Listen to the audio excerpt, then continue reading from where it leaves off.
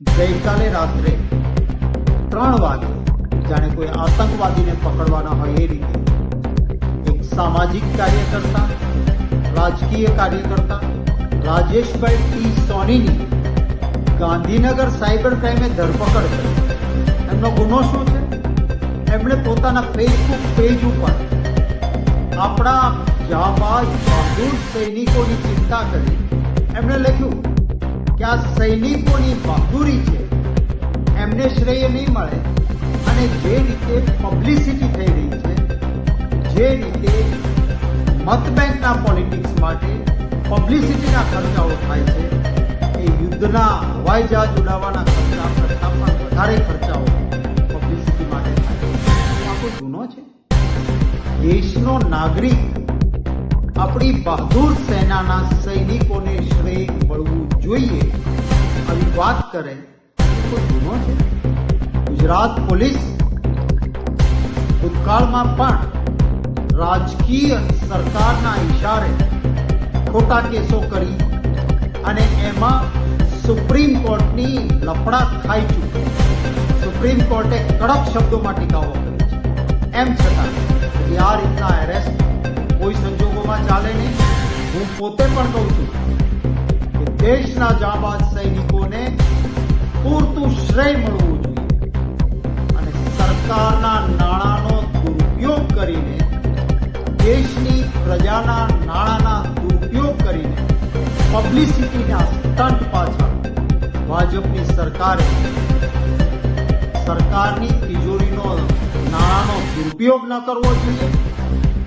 કોઈ પણ સરકારમાં બેઠેલો નેતા હોય એને શ્રેય ના લેવું જોઈએ, પરંતુ ભારતની જાબાજ સેના અને સૈનિકોને નમન છે, એમને શ્રેય આપવું જોઈએ. ચાલો હું પણ આ બોલું છું, મને પણ એરેસ્ટ કરો. એક દેશનો નાગરિક, કોંગ્રેસનો કાર્યકર્તા આ જ ભાષામાં વાત કરશે અને ભાજપની સરકારને તાકાત હોય પૂરે અમને જેલમાં રાખો. જેલમાં લોકતંત્ર નથી. લોકશાહીમાં બાબા સાહેબ આંબેડકરની અધ્યક્ષતામાં બનેલા બંધારણમાં મૂળભૂત અધિકાર પ્રત્યેના એ મૂળભૂત અધિકાર વાણી સ્વાતંત્ર્યનો, વિચારની અભિવ્યક્તિનો મૂળભૂત અધિકાર છે અને કરી શકાય.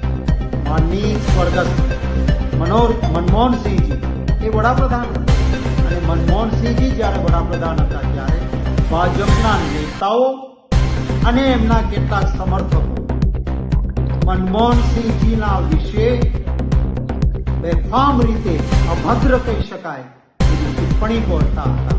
પરંતુ કોંગ્રેસની એક કેન્દ્ર સરકાર કે રાજ્યોમાં બહુ જગ્યાએ અમારી સરકારો હતી રાજ્યોમાં, ક્યાંય કોઈ પણ વાણી સ્વાતંત્ર્યતા ઉપર કાપ મૂકી કોઈના સામે એફઆઈઆર અમે નથી કરી.